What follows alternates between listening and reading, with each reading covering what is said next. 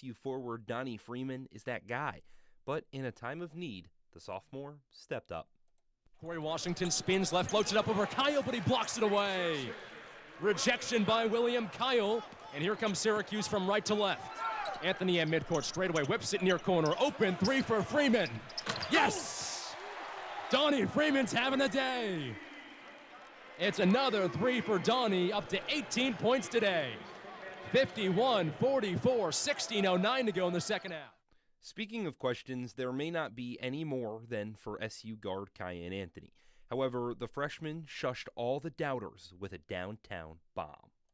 Still up top, fakes the pass right again. Left wing it goes to Anthony, back up top to George. Back to Anthony, takes a long three, hits the deck, and makes it anyway! Over the head of O'Neal Jr., Kyan Anthony in double figures, and Syracuse pulling within 5 points, 9 to go in the second half. If you thought that was good, it was just a preview. Anthony had himself a second half, and as the pressure grew, so did his game. The guard was unstoppable on all parts of the court. Feeds right wing for Kyan, who's in double figures today, has 10 points. Backs away toward the timeline, picks it by Kyle, works around it straight away on the far mid-post, puts it up, bounces in, and one! Syracuse ties the game, and a chance to take the lead for the Orange. 71 all, with under 6 to go in this second half. Every time SU answered, SMU did too. In a back-and-forth affair, no one could afford to miss, and Cuse forward Tyler Betsy did not do that either. Covered by Washington, who just had those 2 free throws. Right wing Kings, hooks towards the far corner. It's Freeman, covered by Miller, drives the baseline, near corner. Betsy an open three, and he hits it again. Tyler Betsy, his second three of the game, and Syracuse pulls within 1. 76-75, 3:45 to go in the second half. So it all came down to one final play. Syracuse down 1, with arguably the season on the line, and SU's fate rested in the hands of guard Nate Kings. Works the left wing, looking opposite, gives straight away for Kings. Lefty dribble, drives towards the basket, spins right, gets by defender, lays it up, and he connects! Syracuse has the lead! A floater from half court by SMU, no good, and the Orange have won it! 79-78, Syracuse takes it on a last-second shot by Nate Kings! That last-second shot by Nate Kings led Syracuse to a 79-78 win over SMU. Now it's time for our WAER player of the game, and I'm a little conflicted here because you want to go with the guy that maybe hit the game-winning shot in Nate Kings, who had 13 points, 5 for 11 from the field, 3 long balls as well, but you also have to say Syracuse isn't in this ball game if it's not for Kyan Anthony. His 13 points in the second half and just his ability to make the big shots when they matter. I think I'm going to lean for the guy that made the comeback. Give me Kyan Anthony as your WAER player of the game. But we're still wrapping up shop between the 79-78 win for Syracuse over SMU here on Orange Overtime. I'm your host, Nathaniel Cunningham. Our coverage is not quite done here on WAER. We have the double overtime, which is up until 6 o'clock. That's with hosts Max Gifford and Jake Klein. I know they're going to be absolutely excited to break down this 1-point victory for the Orange. And we've got to give a couple of thank yous, though, before we get it over to them. For our producer, Sam Reese, our engineer, Adam Iskey, pressing all the right buttons, having a little bit too much fun inside behind the board there as well. To Jason Glick on radio replay and the entire WAER sports desk. Our next broadcast, Monday, February 6th, number 4, Duke. Syracuse has got to travel down there. But enough with Duke. Let's worry about SMU. Max, Jake, this one, an absolute thriller. It was a thriller, Nate. Thank you very much. Max, they did the thing. They found a way. They pulled it out. Nate Kings, the final second layup after Syracuse was down by 12 at one point. An impressive win for the Orange against a team that is right now currently in the NCAA tournament picture. I didn't know who the ball was going to go to. No J.J. Starling on the floor at the end of that game. It was kind of a question mark. Is that a Donnie Freeman? Is that a Nate Kings? Of course, it ended up being Kings, and he delivers. Syracuse picks up the victory, 79-78 over SMU to go to 15-11 on the season. We will break it all down on this Valentine's Day edition of the Double Overtime, which starts right now. The game may be over, but our coverage on WAER is not. Here on the Double Overtime, we'll be breaking down all the highs. Carlos kicks out. Freeman contested the three. It doesn't matter. It swirls home. The horn sounds, and Donnie Freeman sends this team into the locker room jumping for joy. Starling from the right wing gets down the lane. His righty layup goes, and the Orange lead. He's calling all the way for it. Wants it on Suarez. Spins back to his right. Baby hook up, and it goes. And one. Eddie Lampkin rocks the baby around the three-point line. And the lows. 100 matchups between Georgetown and Syracuse. A long 95-year history. The rivalry is alive and well, and today the victors is Georgetown. Low slices through the defense. Behind the back pass. Corhen sticks it up and in. A little razzle-dazzle from Jalen Lowe to Cam Corhen.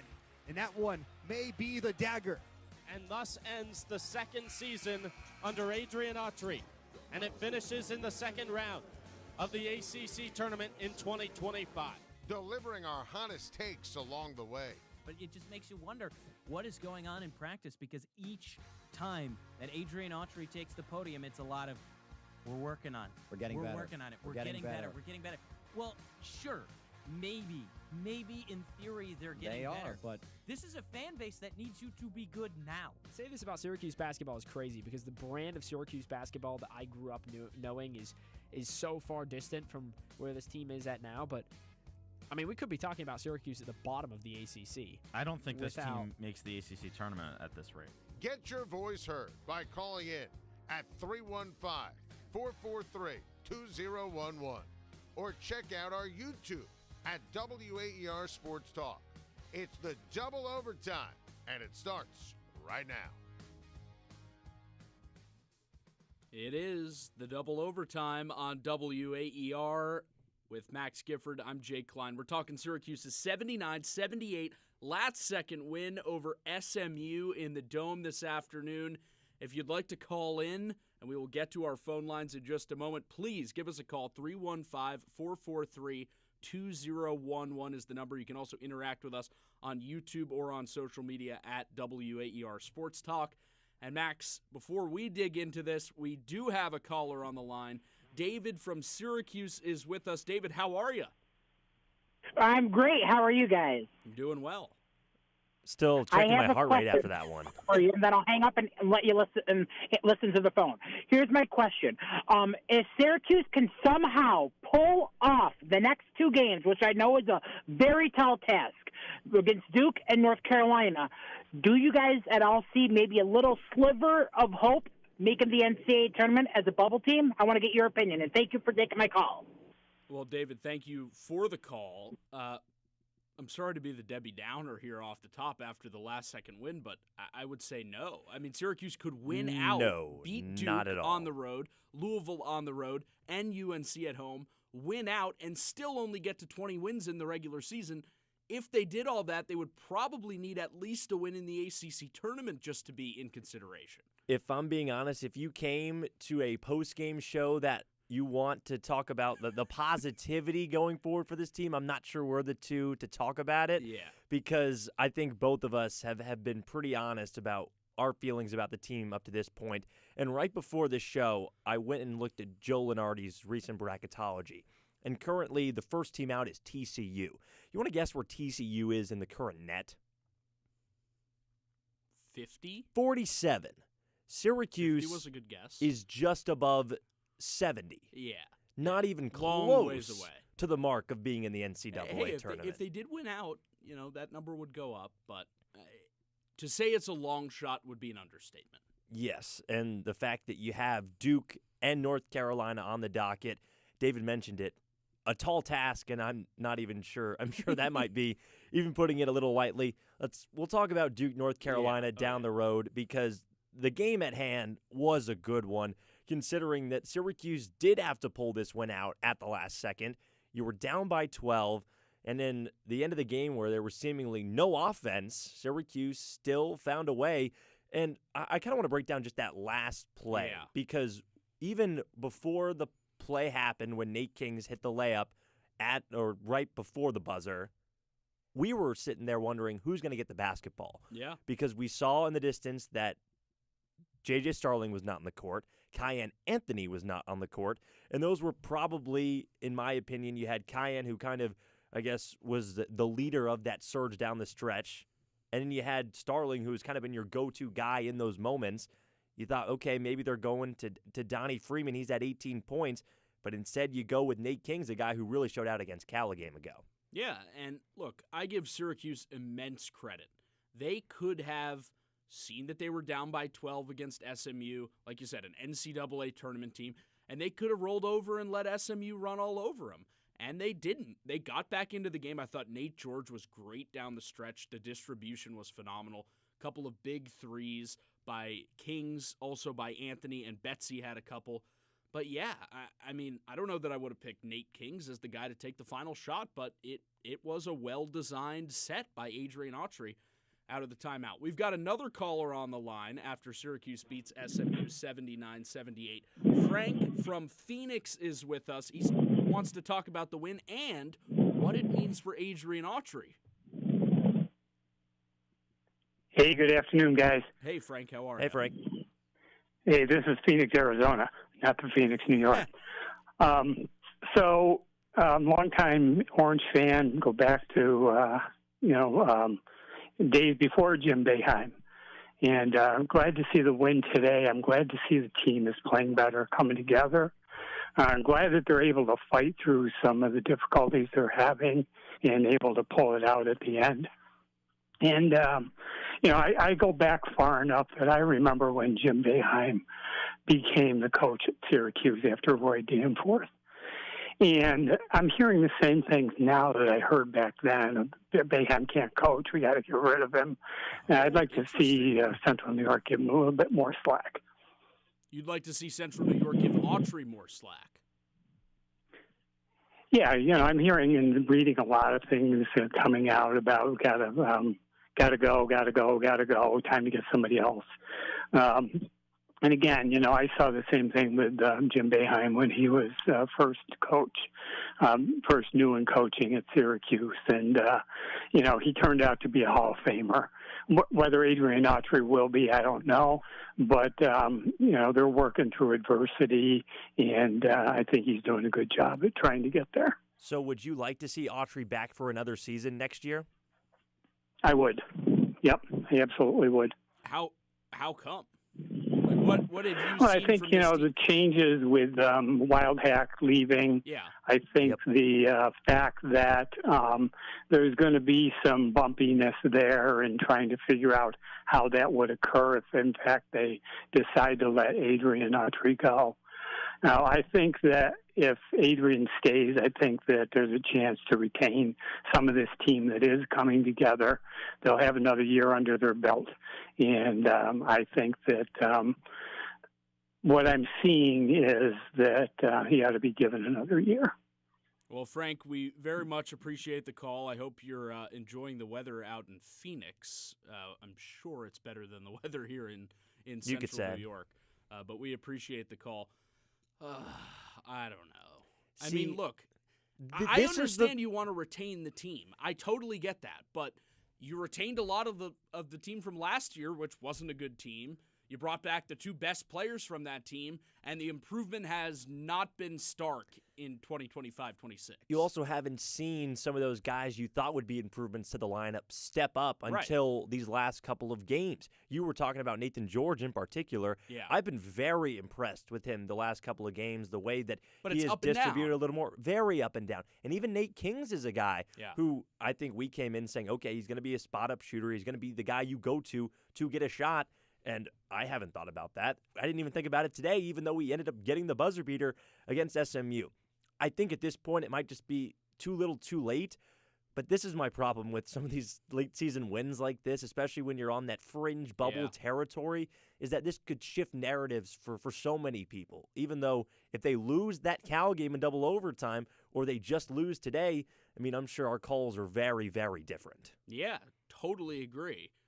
And we now have another caller to hear from. Perfect Darius is with us from Liverpool. He wants to talk state of the how season. y'all doing here today? I'm calling about the head coaching concern. I know the last caller was very optimistic about Adrian Autry, and I'm kind of with y'all. Like, I don't think that Autry – I'd like to keep the talent together, but I don't think that Autry is quite what we need at the coaching position. And I would be remiss if I didn't talk about the fact that our future head coach was coaching last night on ESPN in the Rising Stars game. Team Anthony, Team Carmelo, that is who we need to bring in. We have a farm system of talent and people, and we need Carmelo at the helm for head coach. Hakeem Warwick is defensive coach, maybe defensive coordinator. If we basketball defensive coordinator, Hakeem Warwick, educator Craig Forth, and we need guys. We need Carmelo Anthony because he can recruit. He knows how to talk to mothers. He knows how to talk to families.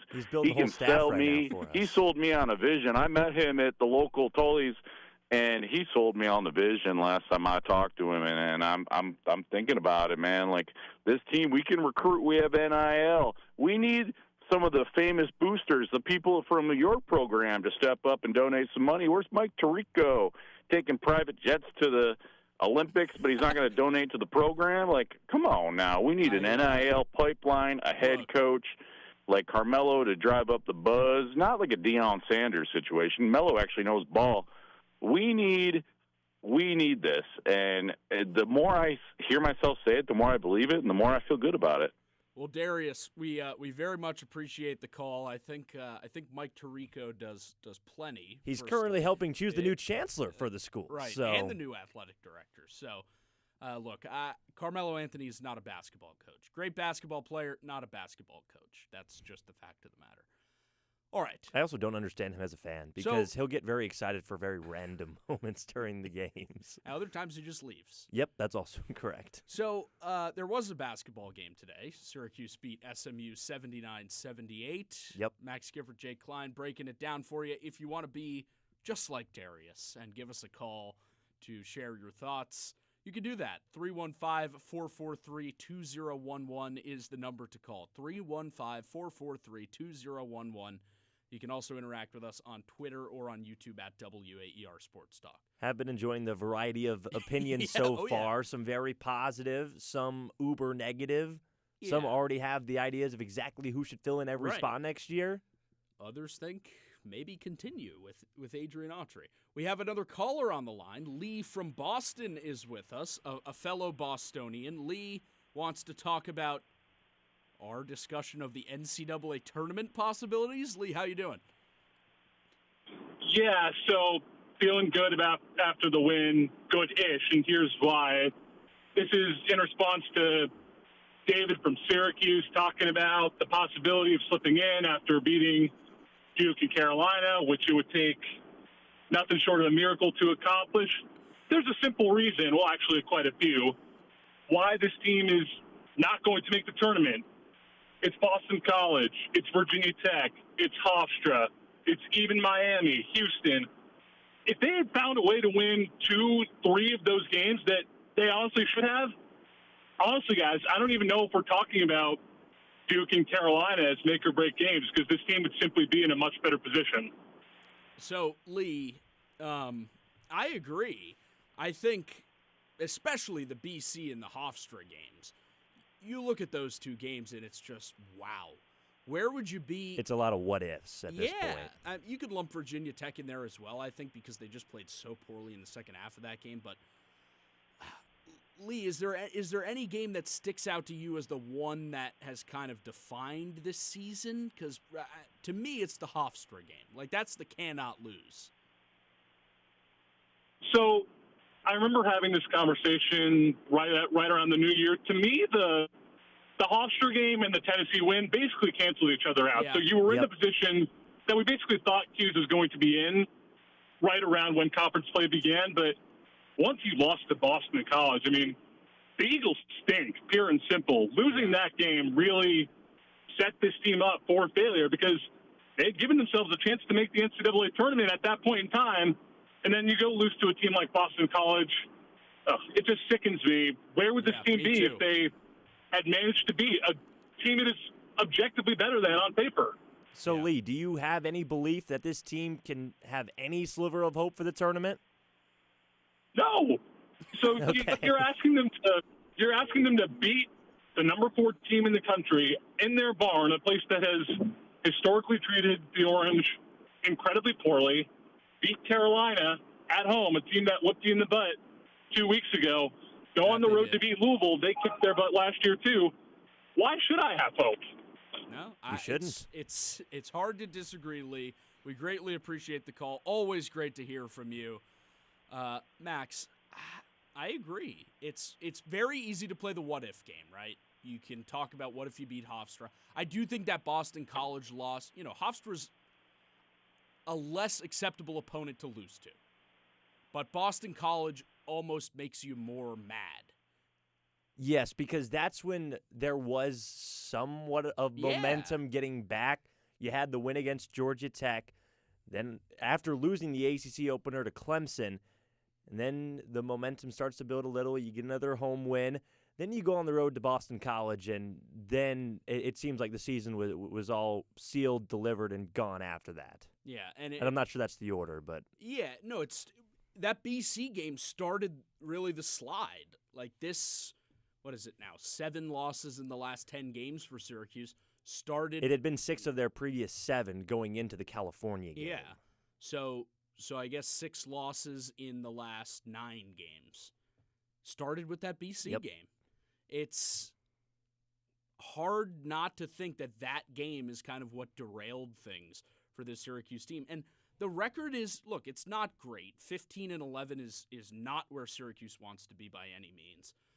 But 17-9 or 18-8 at this point is drastically different. I don't think there's any doubt about that. All right, Syracuse took down SMU 79-78 today. Jake Klein, Max Gifford taking you up until 6 o'clock on the double overtime. Our reporter, Andrew Delapiana, who was in the Dome, will join us later on as well. Max, let's get back to that second half of this game today because, boy, like I said, I think it would have been easy for Syracuse to roll over. And Adrian Autry said after the Cal game the other night, he's happy with the way his team is fighting. And to the guy's credit, look, I think, just by the way people are talking, you've got the athletic director announcing his retirement and fielding questions in the interview immediately after the announcement about possible replacements for the basketball coach. Like, it seems to be a foregone conclusion at this point that Adrian Autry will not return. Yeah, I think that's fair. It's easy to lose the locker room when you're in that situation, and I don't think he has. No, and I think part of that is the buy-in from these guys. And whether they are going to be on the team next year, I think that needs to be something addressed later on because I think everyone is obsessed about the fact that, if you keep him, you keep the talent. Like, these guys still are playing for something, whether they want to, be drafted, whether they want to potentially go on another team. It's not like everything they do at Syracuse is still on tape. But that being said, I mean, this team really stepped up at the end of that second half. You're down by 12 around the 12-minute mark to go in that second half. And you end up hitting 7 threes in this second half. I mean, you ended up chucking up 17 from distance. So part of me says, okay, you had to throw up a lot of threes to potentially try and punch your way back in, but still worked. I mean, you had Tyler Betsy, who was 0 for 4 from 3 early on, and then he finally gets going. He had Kyan Anthony shooting a lot of threes. Some of them were some questionable ones, I think, especially the one with about 2 minutes left. I literally wrote Kyan 3 WTF. You can fill it in what that means, what the frick, if you will, because it was just such a unnecessary shot at that juncture of the ball game. Yeah, look, I don't consider Syracuse to be one of the live by the 3, die by the 3 teams, at least not to the degree some teams in college. Like, Alabama is a live by the 3, die by the 3 college basketball team. They shoot like 28 threes a game. Sometimes they make almost all of them. Sometimes they don't make any, and they lose. It's either they set records one way or the other. But that's just kind of the way basketball is. And for 3/4 of today's game, I think Syracuse died by the 3. And when they needed it most, they started making them. Some of them were wide open. I mean, Tyler Betsy had a corner 3 late that put Syracuse down by just 1. and he was wide open. It was a good find by Nate George to set that up. Others were just, it felt like they were just chucking up shots, and I think a lot of the time Syracuse misses those shots, and people say, well, Adrian Autry has no offense. Today they made a lot of those shots. Yeah, and again, SMU was similar. SMU was only 2 for 9 from 3 in that first half, and they get 3 more, but they also were taking a lot more shots. Yeah. And, statistically, if you shoot a lot more with the talent on this team, on both teams, more are going to go in.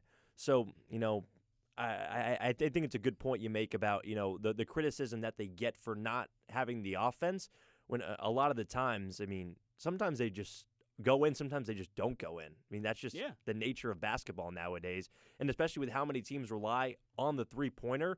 But if Syracuse didn't rely on the three-pointer this game, they're not making those 6-0, 9-0 runs that they were in those final 10 minutes. I think I counted probably 3 when the Orange had a 6-0 run in 50 seconds, or they had a 9-0 run over a minute and a half. So just helping, or not only getting the points, but then getting the ball right back, or getting a rebound, and then going the other way and hitting another 3.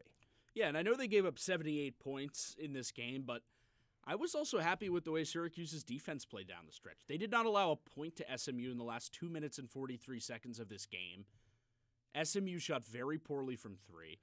Syracuse did a great job of limiting Boopy Miller, who is one of the best players He in didn't the have any points in the ACC. first half. Right, no points in the first half, 11 for the game for Boopy Miller. I was happy with the way Syracuse played defensively. Again, I know it's 78 points. SMU is a very, very fast-paced, high-powered, high-scoring offensive team. I thought Syracuse did a great job handling that today. I would be interested to kind of listen to our conversation if Syracuse did not get that final layup. Well, yeah. Or didn't get the final shot off, because both these teams didn't score in the final 3 minutes of the game. And that had me a little bit concerned with the fact that I didn't think Syracuse was taking the greatest of shots, especially when SMU, who has been in a lot of these close games, I wasn't too impressed with them down the stretch either. So I would have had some questions raised about, okay, what is the game plan down the stretch in these moments when it's a one-possession game or you're down by 2 points or 1 point? Who were you trying to put the ball in the hands of? I think we finally saw it at the end, but it definitely took the Orange a couple possessions to figure out, okay, maybe it's not Kyan we're going to go to here. Maybe it's not Donnie we'll go to here for the final basket. And then ultimately deciding to give it to Nate Kings for that final layup. I think there was a good coaching point from Adrian Autry in this game that I don't think we've seen a lot from him over his tenure as head coach, especially this season. SMU was in some pretty substantial foul trouble down the stretch in this game. And for what I feel like is the first time, it felt like the Syracuse coaching staff felt that, recognized that, and went after SMU's players in foul trouble. Of course, the main culprit of that was the SMU 7-footer, Samet Yigitolu, who, by the way, was killing Syracuse on the offensive glass in this game.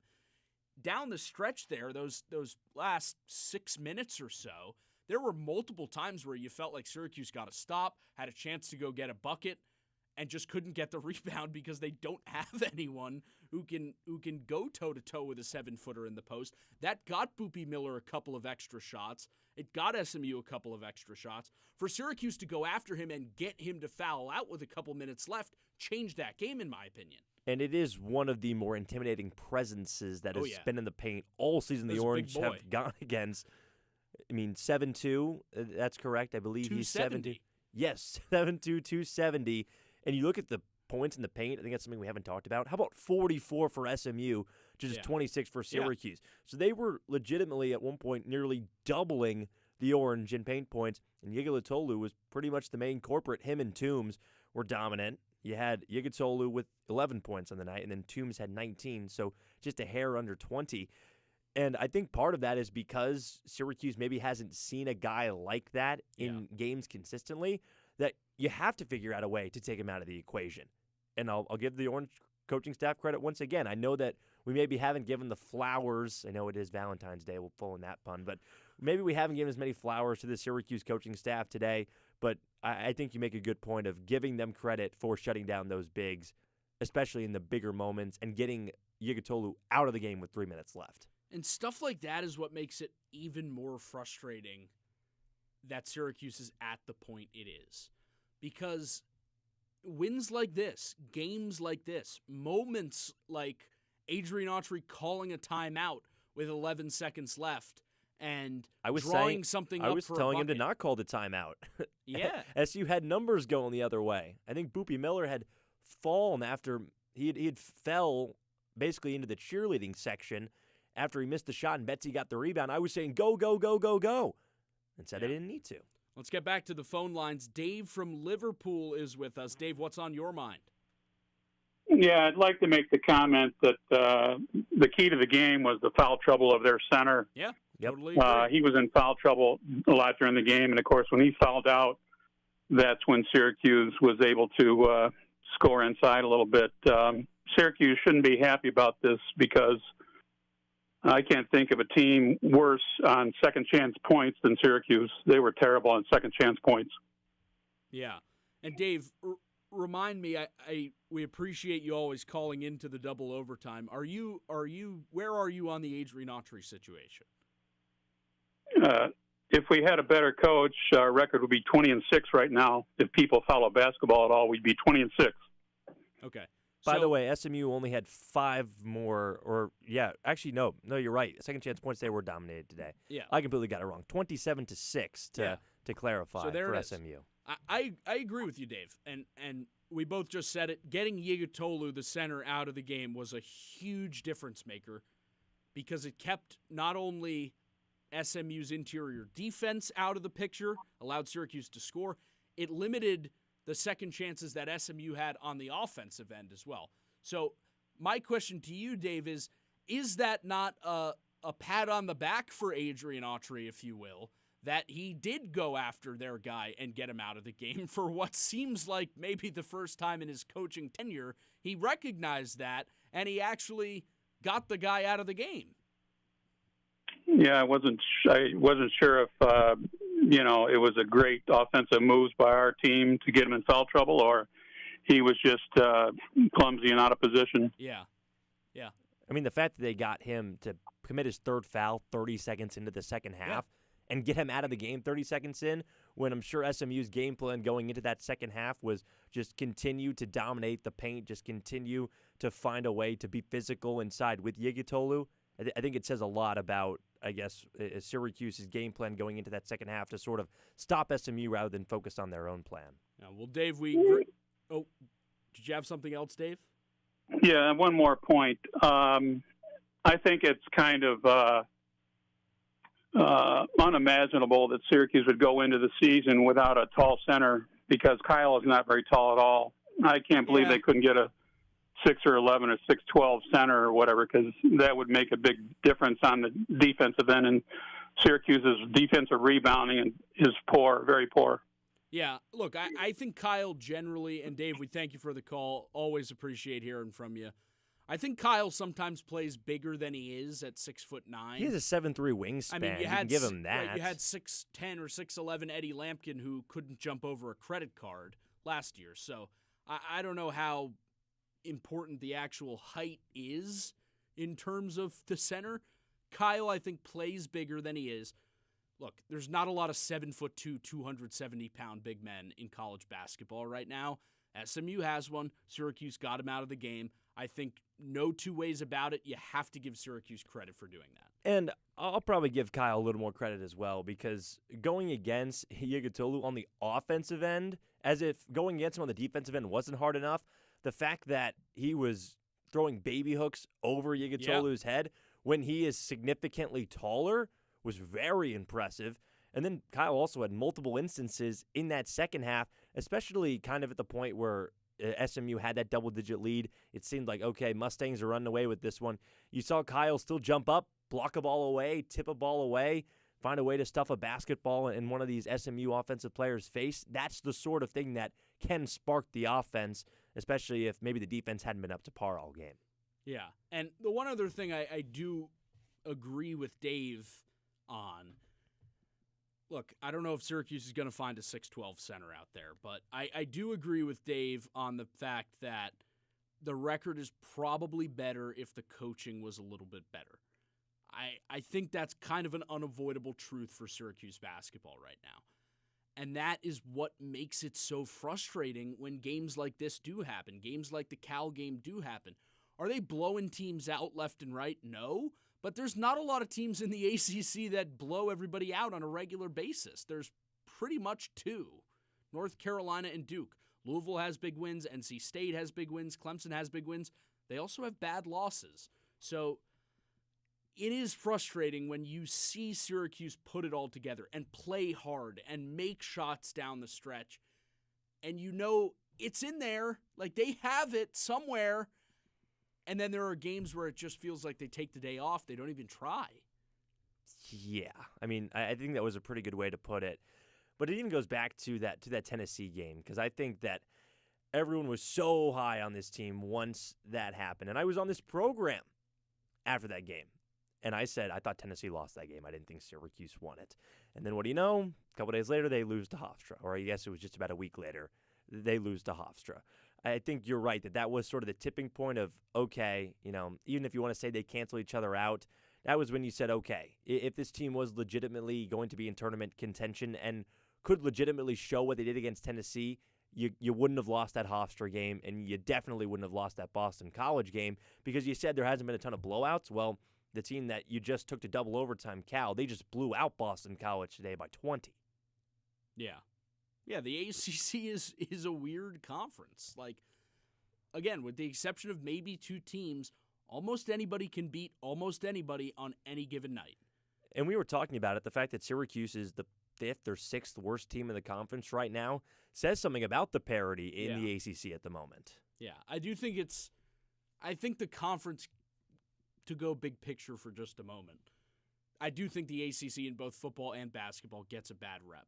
A lot of the teams are on a similar playing field level, and anybody can beat anybody, and the result is all the teams have a bunch of losses. Today, it was SMU that got the loss. Syracuse beats them 79-78 on Nate King's go-ahead layup with 2.3 seconds to go. We're breaking it all down on the double overtime, and that will continue after a short break. Don't go anywhere. You're listening to WAER. News Hour from the BBC. Understand what's happening. With news. What's going on? Heat waves, cyclones, storms, floods. Increasingly unpredictable weather events. Interviews. 2024 is the hottest year on record. This is an uncharted situation. And analysis of the day's global events. In the Middle East, it's very difficult to be shocked nowadays. That's News Hour from the BBC. Weekdays after morning edition at 9 on WAER, your local NPR station.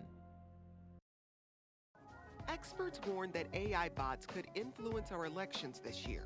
As more people turn to social media for their news, bots, AI-generated images, and disinformation are becoming inescapable. How can social media and AI sow division and impact the outcome at the polls? Social media, AI, and our democracy. Next time on 1A. Today from 10 to noon on 88.3 FM WAER. Making me believe you're mine, I gave my time. Nick Carpenter performs under the name Medium Build, and he joins us this week from Mountain Stage. We'll also hear Susan Werner, the Arcadian Wild, Maya DeVitri, and them Cooley Boys. Hi, this is Maya DeVitri. Join us this week in live performance on Mountain Stage. Sunday from noon to 2 on 88.3 FM WAER.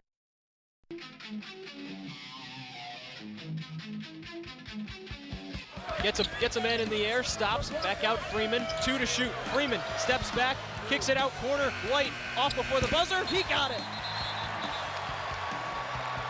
The officials will look at it. Not the only buzzer beater shot today, as Syracuse pulls it out against SMU 79-78 on a last-second layup by Nate Kings. Back on the double overtime, Jake Klein and Max Gifford with you for the next hour until 6 here on WAER.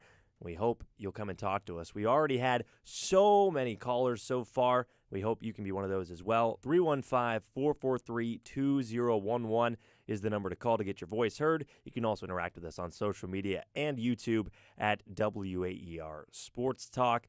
Let's talk about that second half, Jake, because Syracuse was down at one point by double digits, had a really poor start to the second half at that. And, of course, the hero of this game is going to be Nate Kings because he had the last shot. Syracuse entrusted him with that ball in the last second. But was there a player to you that kind of, I guess, really spearheaded that comeback for the Orange? Yes, I'll give you two. The first is Kyan Anthony. And we had a comment on the WAER social media account. Oh, look at what happens when you play Kyan Anthony. I'm paraphrasing there. I don't know if that's necessarily fair after Adrian Autry completely benched Anthony in that blowout loss to Virginia a couple of weekends back. Okay. Probably not the difference maker in that game. Well, the difference in that one was... But he was a difference maker today. I mean, the difference in that Virginia game was the fact that Virginia is a much better rebounding team than Syracuse. And I'm sorry, if I had to pick one player on this team to get me a rebound, I don't think Kyan would be in the top 7 or 8 players. I totally agree. I do think he came up with some big shots today. I mean, he had a deep man-in-his-face 3. I thought he got fouled on. That got Syracuse right back into this game as part of that little spurt that kind of made it close around the three-quarters point in that second half. And there are still some shots where you're like, what are you doing? I think he had 2 of those down the stretch. One where he just dribbles the ball up the floor and shoots a 3 without a pass. That was one with about 2 minutes left, I think is the one you're referring to. Yeah, and another layup where he just kind of goes to the rim and pays no mind to what's there or who's there, just puts a shot. There are still times where you think Kyan Anthony, the shot selection can improve. The confidence is maybe a little bit higher than it should be for a freshman of that caliber with so much room to grow. But look, I think he's a good player. I think he's going to be a very good player. I wouldn't put him at very good player yet, but I think we saw a lot of the pure talent, scoring ability, shot-making ability today, and he came up big for Syracuse down the stretch. And to be fair, even though he did throw up that kind of, wacky layup under the hoop, he did throw up one of those earlier that got him a huge and one bucket with just under 6 minutes to go in the second half. That was when Syracuse had taken their first lead of that half after trailing by 12, and the Orange, up to that point, had only led for 11 seconds the whole game. There had only been 2 lead changes the entire game before that, and then by the end it was about 6 or 7, if I recall. It's either one or both. Nope, I was correct. It was 6 times the lead changed. Nope, 7 times. 6 times it was tied. So, yeah, it was back and forth, but it was really only back and forth for that little stretch at the end of the game. And when seemingly both offense couldn't score. Right. And the one other guy I want to point out, and I amazingly don't think we've brought him up yet, Syracuse's leading scorer in the game, Donnie Freeman, 18 points, 5 of 11 from the field, 5 rebounds. It's almost quiet because the guy does this on such a regular basis, but I was in denial of this for a long time this season. He is and will remain, by a wide margin, Syracuse's best player. Yes, and I think part of why maybe we don't, give so many, compliments to Donnie after every one of these games when he puts on performances like these, it's because I think to a point we kind of expected out of Donnie. Yeah. Which is, I don't think, an unfair expectation. He'll be the first one to tell you in the locker room after these games, especially if he has a contest that he doesn't perform to what he expects. He'll say, "Man, I make those shots in my sleep. I'm consistently making those shots. Like, I don't know how I wasn't hitting those." So he has high expectations for himself. So I don't think it's unfair for us to hold him to that high standard.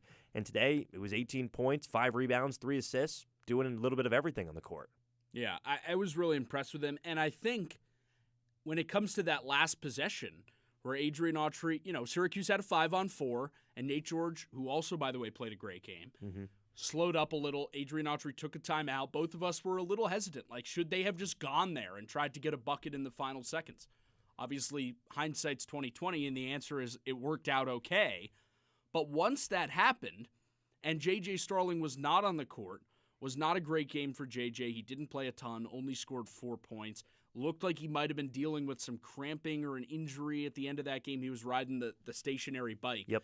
But when he's not on the court and Syracuse has one possession for the game, everybody and their brother in the JMA Wireless Dome is thinking the ball's going to number 1 in white, right?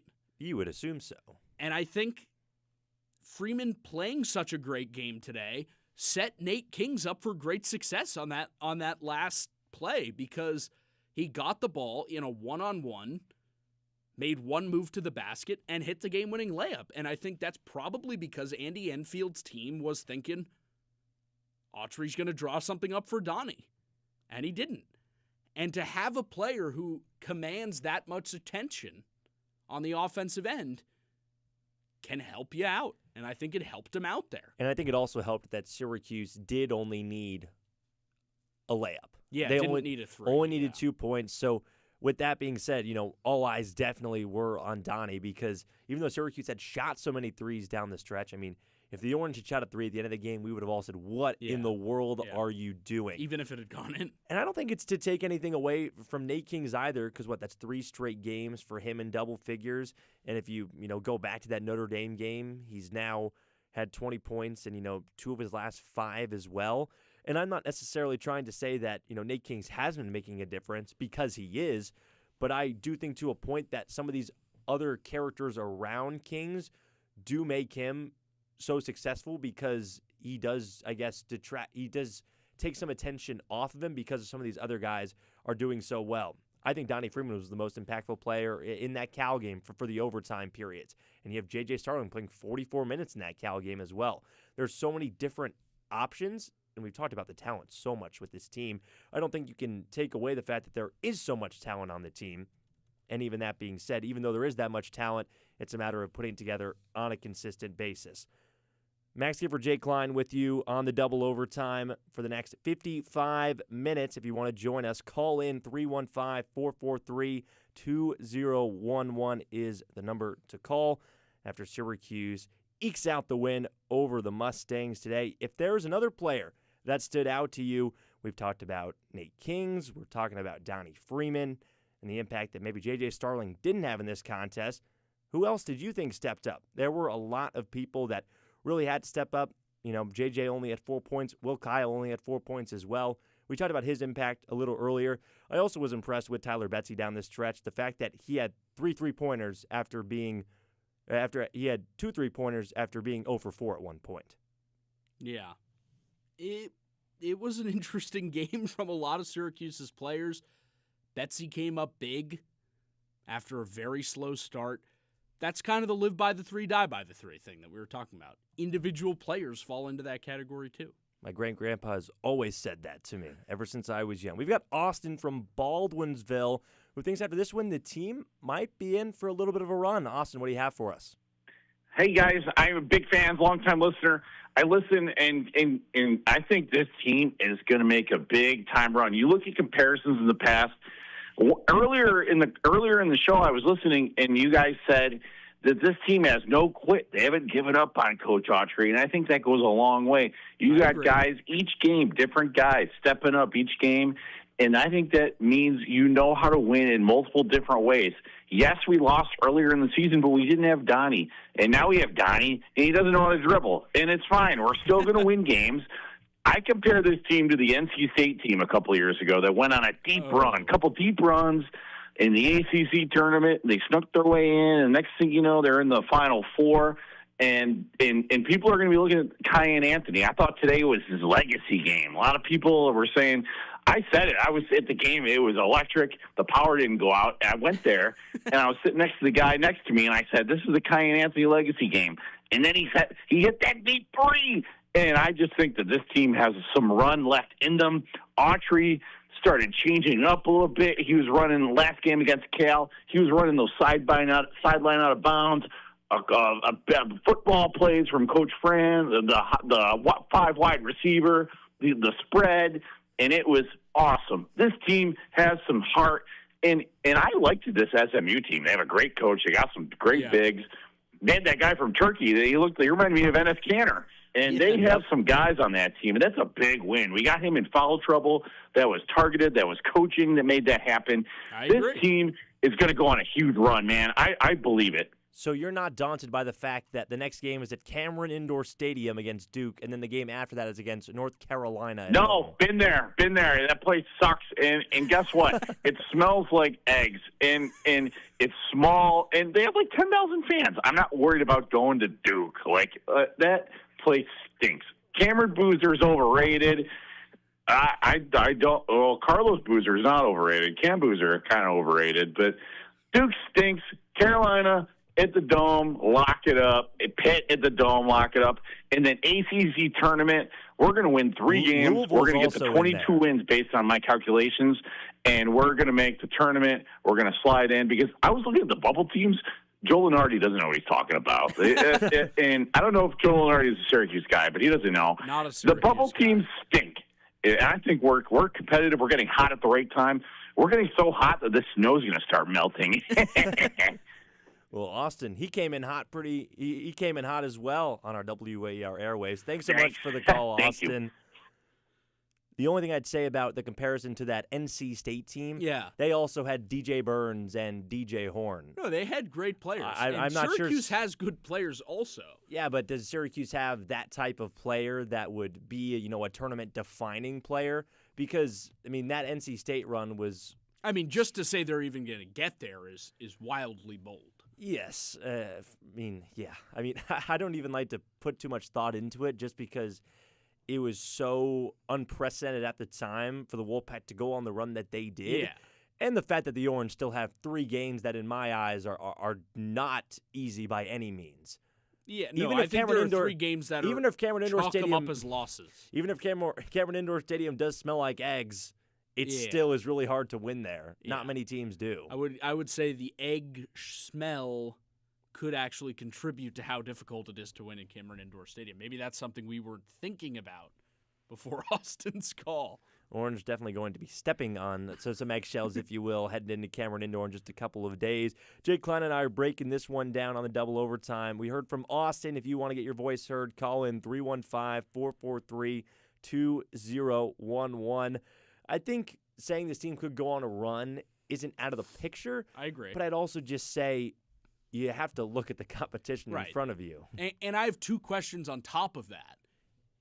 If Syracuse did go on a run, is that a good thing? That could be, and you're referring to that, and you're asking that in the sense that because of all the dialogue around Autry right now, his coaching and the fact that for the most part, I think people understand that he is most likely gone after this season. You think these wins down the stretch would just almost change the narrative and want more people, like we heard from earlier, say that they want Autry to keep their job?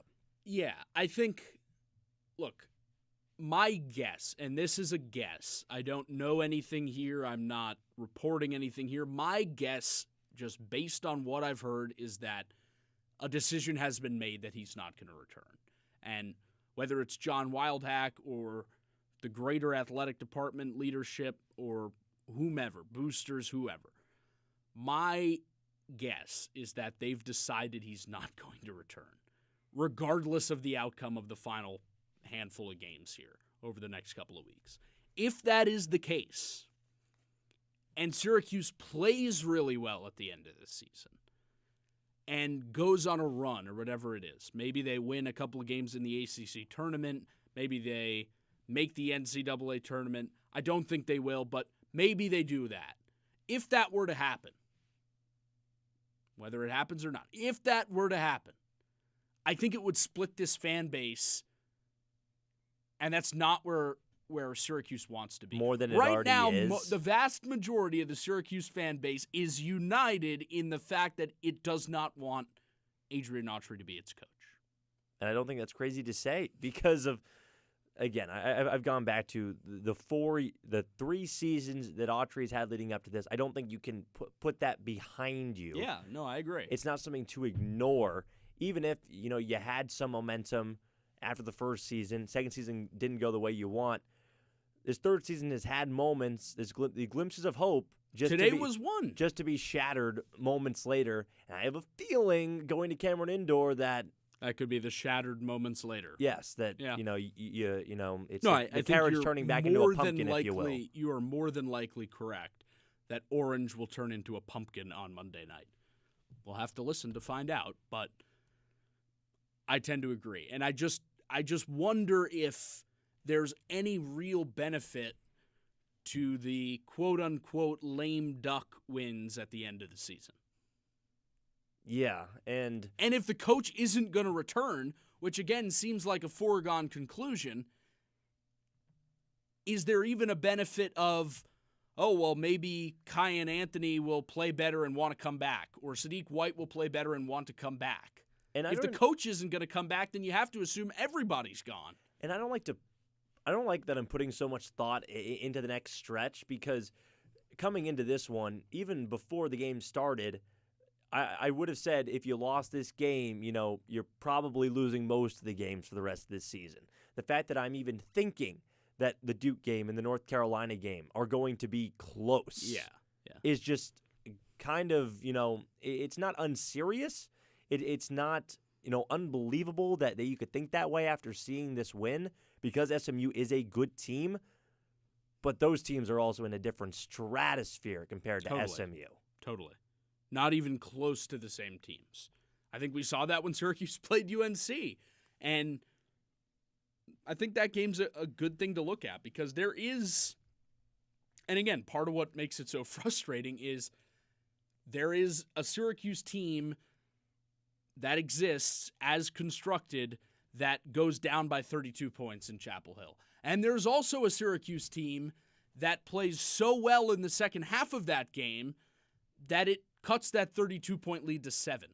And the million-dollar question has been all season, which one's going to show up? Why can't the latter part show up every single game and show up consistently? Right. And to me, that becomes a coaching thing. Not even like an X's and O's, this guy can't draw up a set play. But if you aren't getting the best out of your team on a nightly basis, that's a coaching issue to me. And there's been times where I don't think it's a question that Syracuse has not been at its best many, many nights this season. And there's been a lot of times this season where players have openly said that it is an effort thing. Yeah. It is a point of players not trying enough and that they need to put in more effort to win. Yeah, after the NC State game, Adrian Autry said he played Sadiq White more than any other player. He was the only because he was the only person trying. Whose fault is that? And I love it because he ended up backtracking real quick because he realized how bad it sounded in real time. But if you watch that game, it was true. I mean, Syracuse had all the energy taken out of him at the end of the game, and that was one that was relatively close, and then you get routed by 20 points in Raleigh because the team seemingly gave up in the final stretch. And you don't want to see this team give up. You want to see them be competitive. You saw that today, down by double digits in second halves, which you have historically struggled in. They'd only been 1-8 when trailing at the half coming into this game. So that says something that, you were talking about earlier, that the locker room is still bought in. But I do think that there is a level of effort that has to be exceeded in these next 2 or 3 games to show that, okay, you can put this together consistently. Yeah. Tournament talk or not, I mean, these guys are still playing for stuff. It's not like they're playing for naught. I appreciate that. I appreciate that they at least seemed today to be playing for the team, playing for the coach, playing for each other, whatever it is. They played hard. It was fun. It's been a bad season. No question about that. It's been a bad 3 seasons, 5 seasons, 10 seasons, really. It's been a bad 10 seasons at Syracuse. And that doesn't make it any less fun when the ball goes up and there's 10 guys in between the lines and Syracuse is in a back-and-forth game down the stretch and the Orange hit a buzzer beater to win the game. It doesn't make it any less fun. For those 40 minutes, it can still be fun. And I think today they played hard, they gave the effort, and they produced a fun product. It just makes you wish it was out there more often. And I said it before the game. I mean, I love when Thunderstruck starts playing in the Dome before tip-off. No matter how the season has been, it is so fun to hear that every time because they blare the music. Everyone stands up and claps because when that ball goes up, it's 0-0, and both teams have a 50-50 chance. That's just the reality. No matter what ESPN metrics tell you, both teams do have the exact same percentage of a chance to win the game when that ball is tipped up. Today, Syracuse on the victor side, 79-78 over SMU. A happy Valentine's Day for the Orange. And a happy Valentine's Day gift to us is coming up after the break. Andrew Della Piana, our reporter, joins us on the other side of the double overtime. Stick with us. Believe you're mine, I gave my time. Nick Carpenter performs under the name Medium Build, and he joins us this week from Mountain Stage. We'll also hear Susan Werner, the Arcadian Wild, Maya DeVitri, and them Cooley Boys. Hi, this is Maya DeVitri. Join us this week in live performance on Mountain Stage. Sunday from noon to 2 on 88.3 FM WAER. On the next snap, prepare to catch a fever. When you're kissing, a fever when you're holding tight, fever in the morning and fever all through the night. We begin the new Snap Fever series, How Will I Know? Snap Judgment, do not miss it. Sunday morning at 10 on 88.3 FM WAER. Hi, this is Steve Inskeep with NPR News. Thanks for sticking with us. It's Layla Fadel. Thank you for having our back. It's A. Martinez. Thank you for staying informed with us. It's Michelle Martin. Thank you for trusting us. Thank you for supporting this station. Thank you for supporting this station. Thank you for supporting this station. We'll get through this together. And from us here at WAER Syracuse Public Media, we thank you so much for your support and listenership. Do you want something new and different to listen to? Try Top of the World on WAER with your hosts, Mark Bostic and Connie Whaler. You can hear popular contemporary music from all over the world, such as Afrobeat, salsa, bossa nova, ska, and garifuna. Sundays from 8 to 11 p.m. Backs away toward the timeline, picks it by Kyle, works around it, straight away on the far mid-post, puts it up, bounces in, and one! Syracuse ties the game, and a chance to take the lead for the Orange!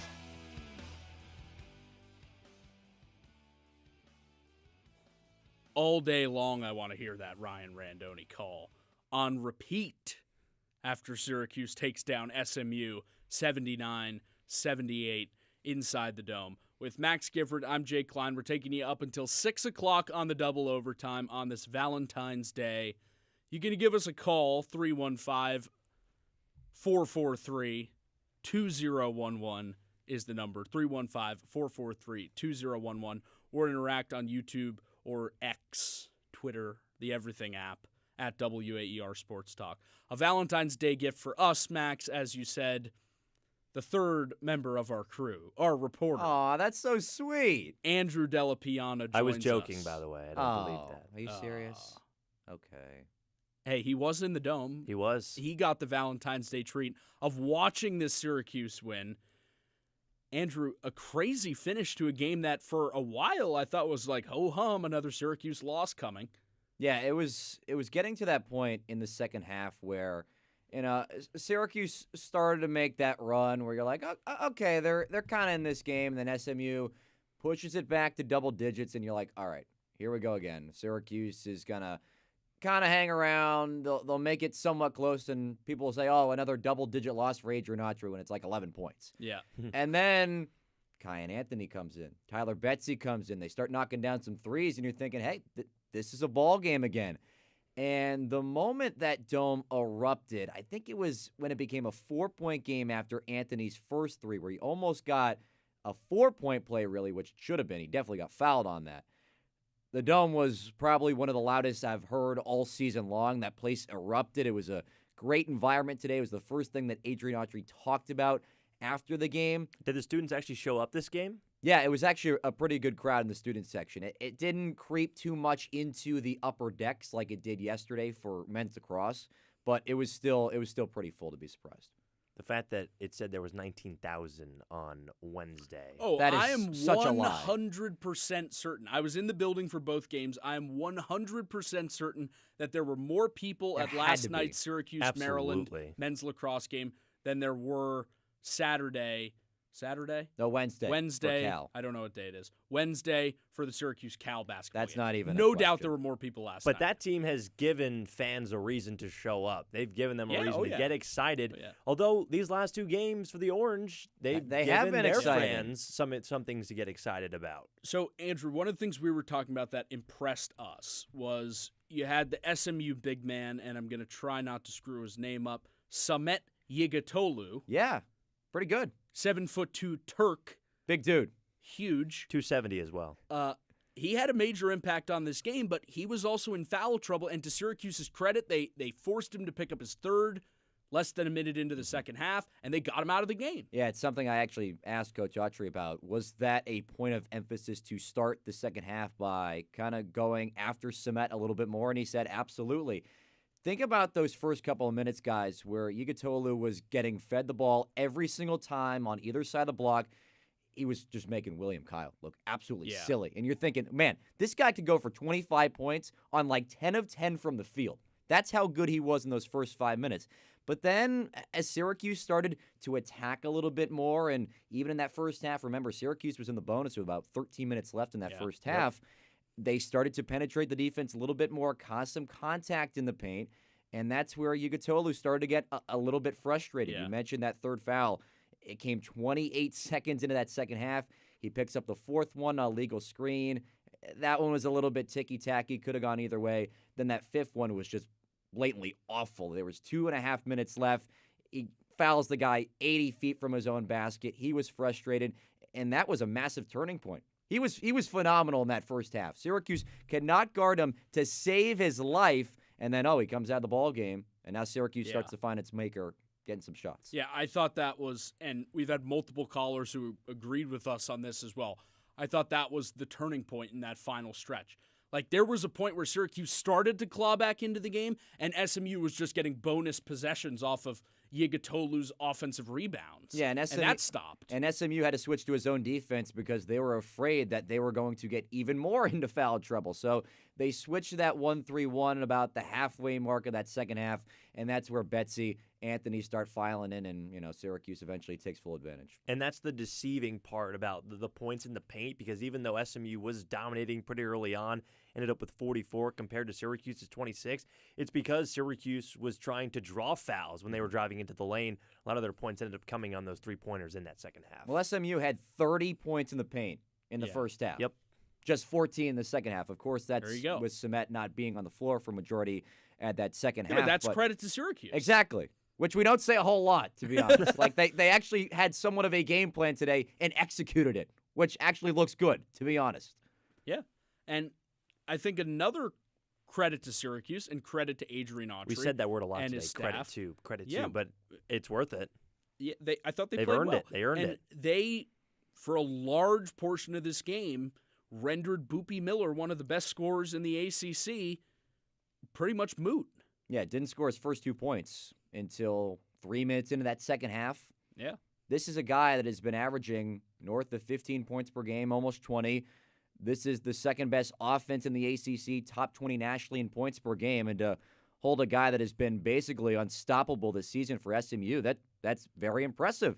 Other guys had to step up, and they definitely did for SMU, but Miller was definitely more of a facilitator in the first half. I think he finished with 5 assists in the opening 20 minutes, but then in that second half where he started to get more comfortable, you can see it. He knocked down those 2 massive threes from I think it was 30 feet away. Yeah. And you're like, oh boy, this guy's gaining a little bit of confidence. But Nate Kings, Tyler Betsy, Kyan Anthony all played phenomenal defensive games for one of the better offensive scorers in this conference. And Boopy still has double-digit points against Syracuse in every single game because he had... Back to when he was at Wake Forest. Exactly. Yes, and because he had 11 points in that second half. But was only 3 for 11 down the field. Was there an individual out of those three you just talked about for Syracuse, sort of those big three, if you will, that stood out down the stretch? I honestly think for Kyan Anthony's purpose, that's honestly why he got more minutes than J.J. Starling down the stretch. Yeah. I think people are looking at the overall offensive output that Anthony had when he was on the floor in that second half,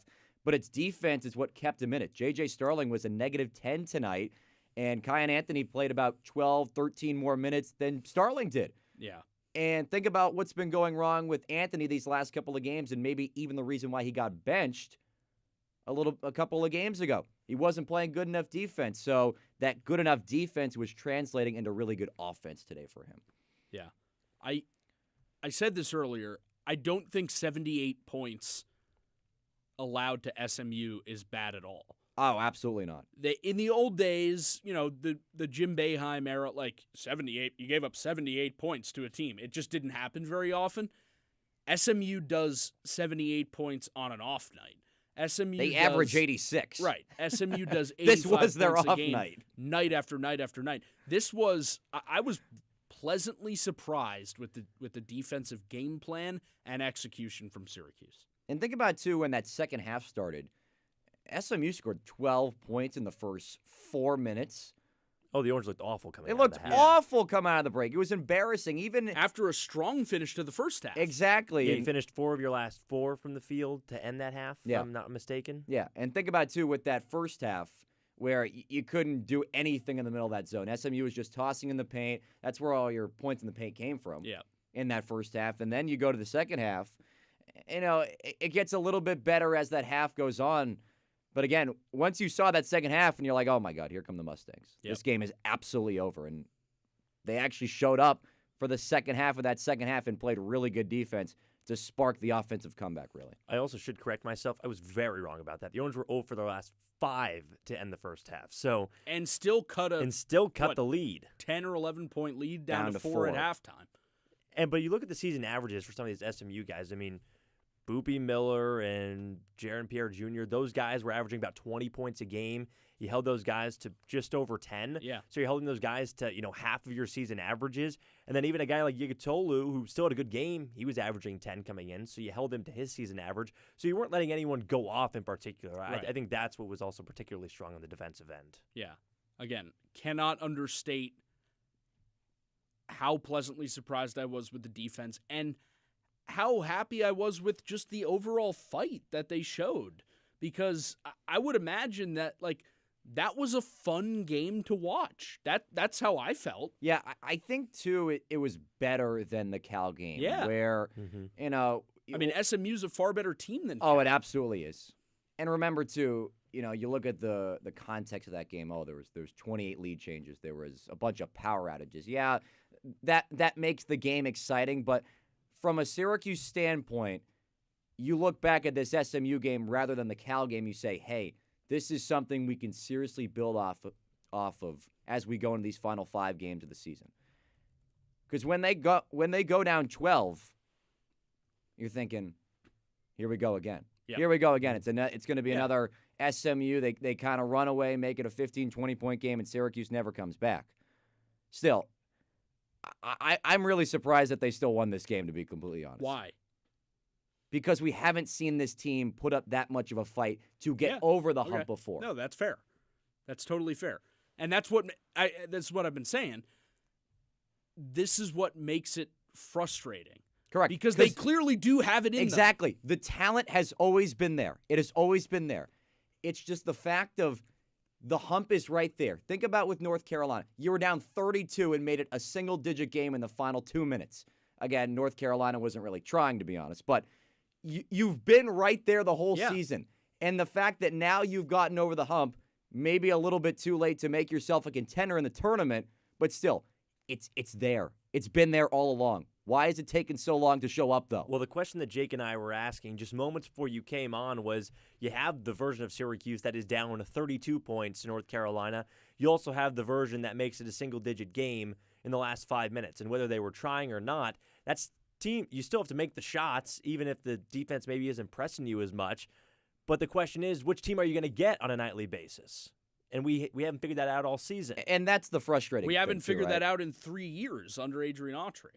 And which Syracuse is going to show up every night?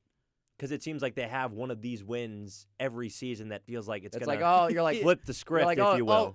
They're right there. They're right there. Like, no.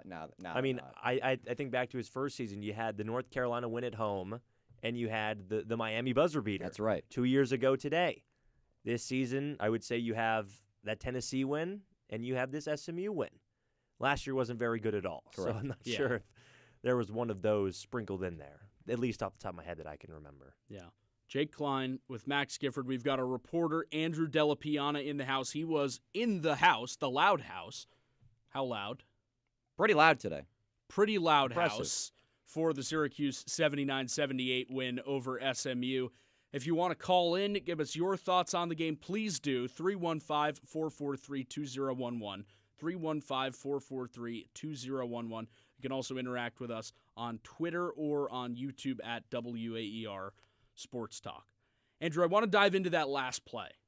Let's do it. Syracuse came up the floor, had numbers. Max and I are thinking, don't call the timeout. Nate George pulls up. Adrian Autry does call the timeout, and it's like, oh boy, does Syracuse have an ATO set in the bag to draw up the game-winning play? That's question one. Question two, if they do, who gets the ball? I don't know that I would have guessed Nate Kings. I certainly wouldn't. And I was typing this as he was taking the timeout. I'm thinking to myself, who is going to take this final shot? J.J. Starling's not on the floor. Yep. They're not going to bring him back in within the final 13 seconds. And Cayenne wasn't on the floor either. You took Cayenne off the floor. Exactly. Right. Nate Kings, though, the guy's been known for his shooting abilities somewhat the entire season, but Adrian Autry said that was the play design, to get it to Nate Kings, to drive on Boopie Miller, who arguably has been one of the best defenders in the ACC. He's top 3 in steals per game. He goes right at his right shoulder, lays it in with his left hand, and Syracuse wins. And B.J. Edwards leads the ACC in steals. Exactly. So they're two of the best defenders defenders in the conference. Yeah. It's a good matchup. I get Boopie Miller's a good defender. I think SMU on the whole is an okay, pretty good defensive team. It's a good matchup. It absolutely is. Nate Kings is a big old guard, right? Yeah. He's a big physical guy. I was impressed, like right off the bat, this guy came in for Syracuse, and everyone heralded him as 45% three-point shooter at Oregon State. All he does is catch and shoot and fade away. No, that guy, first of all, he's a great on-ball defender. Yep. And second of all, his driving ability is pretty good. It's very underrated, actually. I was impressed by it from the first couple of games. And you just wish that you would have seen it more consistently, yes. Which I feel like if there was one word to describe the season, it was, I guess it's 3 words. It's a lack of consistency, if you will. Yeah, totally agree. I said this earlier. My thought was, okay, no JJ, like it's got to be Donnie. Yeah. And I think to some degree, the way Donnie played in today's game, leading all Syracuse scorers with 18 points, commanded the attention of the SMU defense a little bit, and it maybe caught them off guard that the ball went to Nate Kings and allowed it to be a true one-on-one bigger Kings against the smaller Miller. Well, think about where Freeman was standing for that entire play. He was on the far side of the floor. Yeah. It didn't even look like he was even thinking about getting the basketball. So there's your point. But you have to respect it. Exactly. Kings is the inbounder. He sends it to George. He gets it back on that little ball reversal and then goes right to the cup. It's a pretty simple play, and it worked. And think about, too, when Syracuse had the chance for that game-winning shot against Houston, they didn't take the timeout. Yeah, that's true. Who took that final shot? William Kyle, if I'm not mistaken. William Kyle.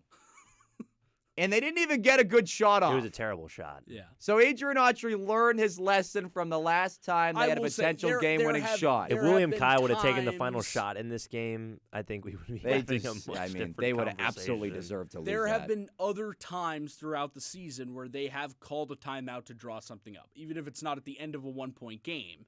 And I'm going to say it, like most of the time it's failed.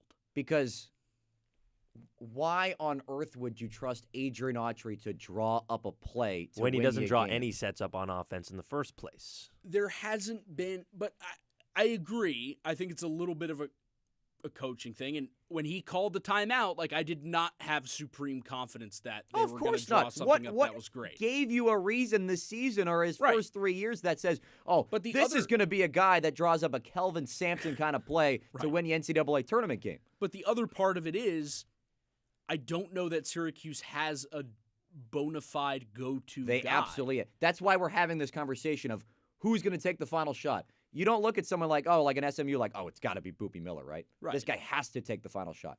No, they don't. They don't have that. I was seriously concerned down the stretch when this was becoming a ball game. I'm saying to myself, who's going to take over to will Syracuse to victory? I've always had the opinion that can be a good thing. Look, if you have a player not having a star that can take over a game, if you have a player who's so good that Syracuse it's just didn't have one of those in the first year under If Autry. you've got Kobe Bryant on your team, you're absolutely giving him the ball in that situation. But if you have 5 guys out there and any of them could take the final shot, that as the opposing coach, you're guessing.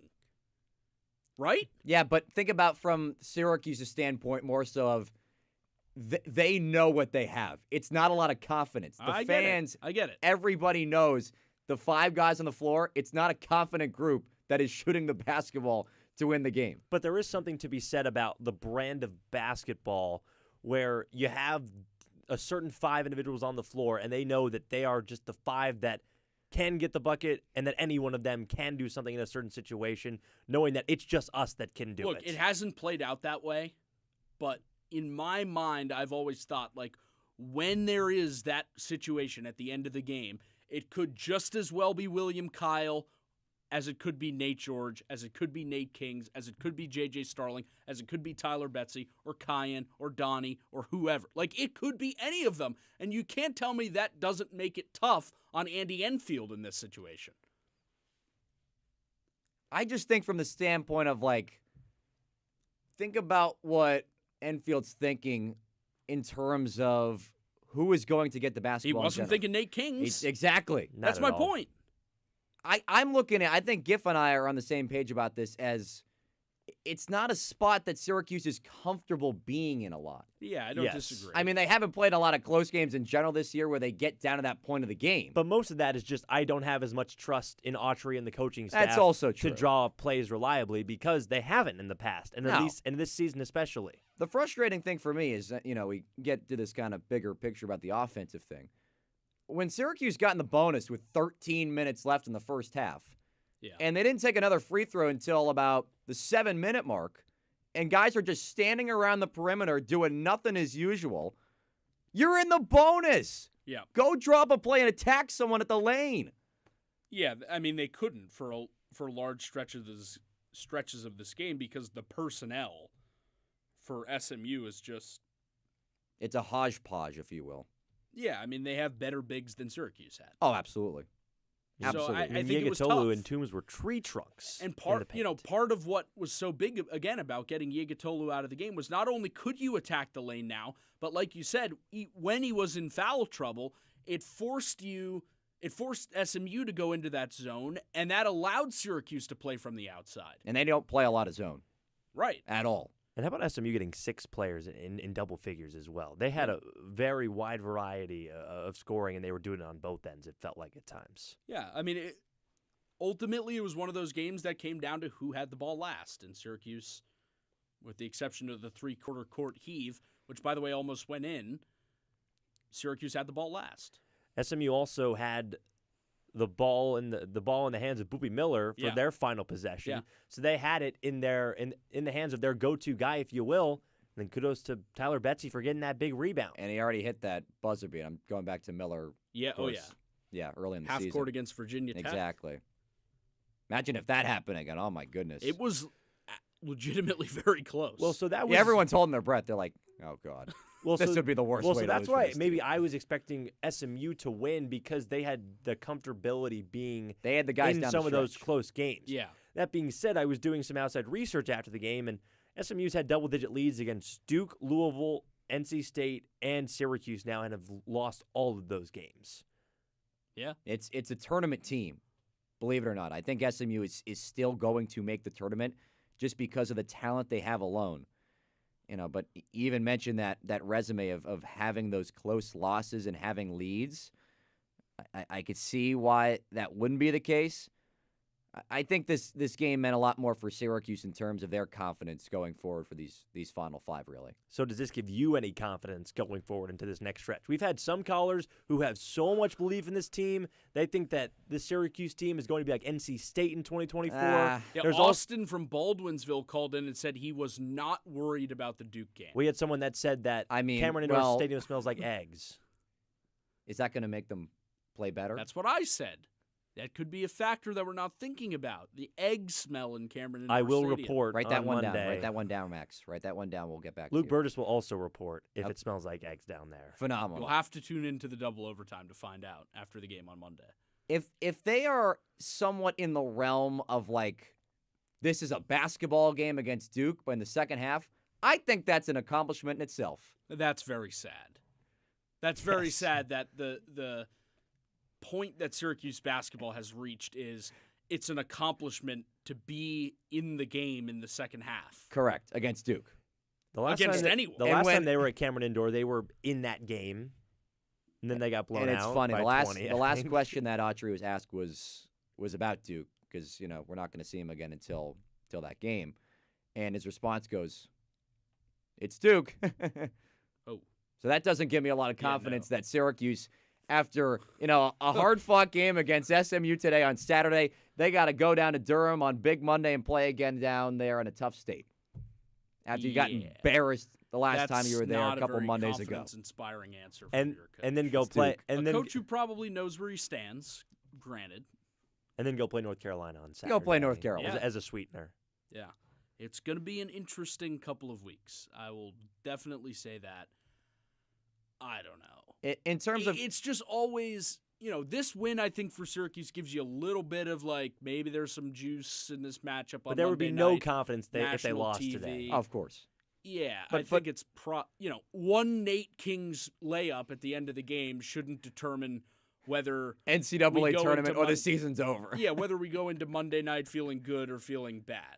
Duke is clearly the vastly superior team. To go back to your question, though, of my confidence level, the bottom of this conference is so bad that the matchup for Syracuse in the ACC tournament actually might help them out. Because they're going to be like a 9 or a 10 seed. And again, what was NC State a couple years ago? Yeah, I think 10. They were a 10 seed. I would have was to it look 10? Oh, yeah, that's right, because they had to play the first round game. Yeah. They were a 10 seed. Yeah. They beat Syracuse. They beat Syracuse, It was yeah. the 15 seed. Yep. I'm not saying the 10 seed is the magic number you have to win to go make a run in the tournament. But seeding, I think, is going to play a factor of who you play in that tournament. And I think Syracuse has the benefit of the doubt that they will be a quote-unquote higher seed because the rest of the conference has been so bad at the bottom. And I think because they've been so bad, I think it does secure that SU is going to be in the ACC tournament for sure. Oh, they absolutely. I mean, so that shouldn't be if a it is not conversation clinched at all. now, yeah, sooner or later. I mean, it's going BC, to. Wake, No, Pitt, Notre Dame, Georgia Tech. Oh my God! All it's teams just that we awful. were watching earlier today. Awful. Yeah, I don't know. To answer your question to Andrew Max, I am not very confident. Again, this doesn't move the needle of, this team they got to make a run now. Like it's one game. They beat a team that's in contention for the tournament. We have it doesn't. a caller on the line. Oh, phenomenal! Bring him in. Ron from Syracuse is with us. He That's wants the to guy. talk about the comments regarding the men's team that were made by Syracuse women's coach Felicia Leggett-Jack earlier in the week. Ron, how are you? Good. Hi, guys.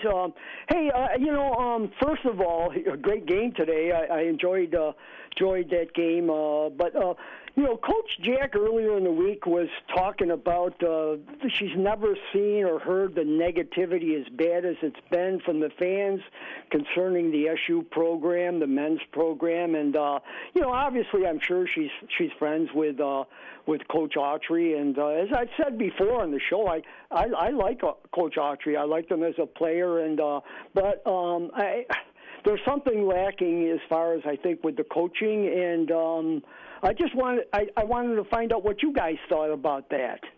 Yeah, well, Ron, my opinion on it is that she's probably saying what she feels obliged to say.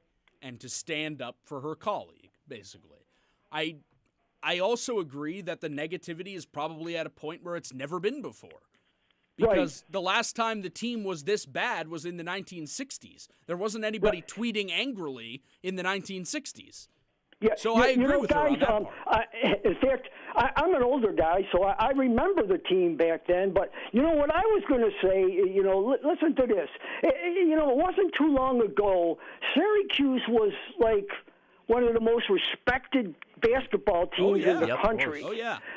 We remember that, and we're not that old. We had like a rivalry with Georgetown. Yeah, oh, yeah. And I'm talking back with the Big East and St. John's and Villanova and some of these schools. And the other thing was, when the tournament came around for the Big East, it was down in Madison Square Garden, as far as I'm concerned, the mecca of basketball in the world, where this ACC tournament to me is like you go to different venues and stuff. It's just not the same. And the thing is with fans, in Syracuse, you've got probably the worst winters of any place in the country, yet they come up, they flock up to the Dome, they pay a lot of money, and I think they're entitled to say what their opinion is. And with all due respect to Coach Jack, she's doing a great job with the women and stuff, but believe me, I think the fans have their opinion, and let them talk. She really is. Ron, thanks so much for the call. Adrian Autry has literally come out and said, though, the criticism is very warranted. Yeah. And why he doesn't blame the shouldn't fans. it be? Why shouldn't it be? Yeah, I agree. That takes us up into our final break here on the Double Overtime. Thanks to Ron for the call, and thank you, Andrew Delapiana, for joining us. Thanks, boys. With your insights. Happy Valentine's Day. Aw, happy Valentine's Day. We'll talk to you with our final words on the other side of the break. Stay with us. You might know Amber Ruffin from her stints on late night TV and from being disinvited to perform at a D.C. dinner after Trump complained. Now she's debuting an off-Broadway show, Bigfoot the Musical, which is both silly and profound. I like to be the biggest idiot in the room and then sneak in some vegetables. My conversation with Amber Ruffin on the next morning edition from NPR News. Tomorrow morning from 5 to 9 on WAER, your local. Thanks for listening. We hope you're enjoying this WAER sports broadcast. Our sports staff goes where the teams go, home and away, and prepare for days before each game broadcast. Our talk show and podcast hosts analyze games, pore over stats, and keep up on sports trends. These and many behind-the-scenes opportunities are made possible by listener donations. So if you're a fan or an alum, donate to keep our sports legacy strong at WAER.org and click Donate.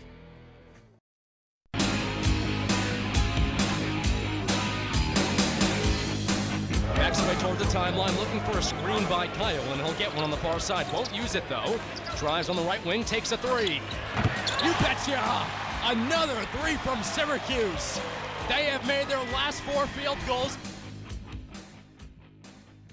Lots of electrifying moments in the Dome like that tonight, called by our own WAER's Ryan Randoni. Back on the double overtime, closing up shop, Max Gifford and Jake Klein.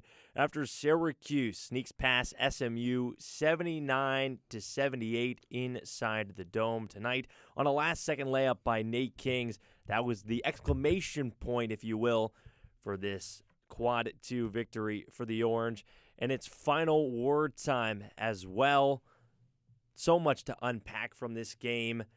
And I think I said it off the top that if you were coming to a post-game show that would be all sunshine and rainbows about this team after losing 6 of its previous 7 coming into the California game and now rattling off back-to-back wins in, pretty spectacular fashion in both of them, you came to the wrong place, because I'm going negative for my final word, because I think this game is lipstick on a pig for what has not been a great season at all. And I know that's kind of fitting because it's Valentine's Day. We're both wearing the red, and you're putting the red, on a pink pig. But that's truly what I thought this game was. Result aside, I've given Syracuse a lot of credit today. I thought Adrian Autry drew up a great play at the end for Nate Kings. I thought the defense stepped up when it needed to. I think that SMU is a very good team. I think they're an NCAA tournament team. It wasn't going to be an easy task today, no matter how you drew it up, even with the dome advantage. They blew the double-digit lead that SMU ran out with at the start of the second half. But this doesn't prove anything to me other than that this is just delaying the inevitable, and that this is likely going to be another season where Syracuse fans are going to be sad. The Orange have still lost 6 of their previous 9 and are now heading into probably the worst stretch of this season, having to face a Duke team which by ESPN metrics right now thinks that Syracuse has a 4% chance to win, and I think I might even be rounding. It's probably like 3.96 at this point. I think if I correct myself, 3.8%. I was being generous with the percentage that Syracuse has to win this game. And that being said, North Carolina's right after that, and then in a couple weeks you have Louisville as well. So I don't think this game moves the needle for me. Andrew said it. I've said it. I think you said it as well, Jake. My confidence hasn't really grown for this team, but it is still fun to win basketball games. I just think that in the grand scheme of this season, how we'll look at it, this is just, I guess, smoke in the mirror down the stretch. My final word is 2 words. And I'll extrapolate more. But 2 words. Beat Duke. Adrian Autry has not done himself a lot of favors as the head coach of Syracuse basketball in almost 3 full seasons now. I think it's pretty much a foregone conclusion, and everybody in the Syracuse fan base understands his time is expiring on the Syracuse sideline. He's not going to be the coach after this season. I think that's pretty clear at this point. He can do a lot of favors to the way that he is remembered by the Syracuse fan base with 1 game on Monday night. Is it going to happen? I don't know. Do I think it's going to happen? Probably not. But if somehow, some way, Syracuse can go into Cameron Indoor Stadium and beat Duke, the last year, the last couple of seasons, the tenure of Adrian Autry as Syracuse head coach will be thought of a lot differently if we can look back on those 3 years and say, yep, they were 3 terrible, horrible, no good, very bad years. But remember that time they beat Duke in Cameron Indoor Stadium? If that happens, I think the way that Adrian Autry can go out is dramatically different than if Syracuse loses 4 of these last 5 or 3 of these last 5 or gets blown out in Cameron and gets blown out against UNC and Louisville. 1 win, no matter how bad the season is going, can change the way he is thought about, because at the end of the day, no matter how good or bad Duke is and how good or bad Syracuse is, there's nothing better for a Syracuse fan than beating Duke. So, beat Duke. That's my final word. Jake Klein channeling his inner Herb Brooks as we wrap up shop on the double overtime. 1 game. I loved that. Yeah. What does Herb Brooks also say? If we played them 10 times, they might win 9. Well, Duke has beaten Syracuse 10 straight times. If they played 11 games, they might win 10. And that last win did come in Cameron Indoor on Big Monday in 2019 in overtime. Yeah. So maybe another spectacular finish is in the telescope. That game happens in just 2 days, rather. Still a top 5 team in the country.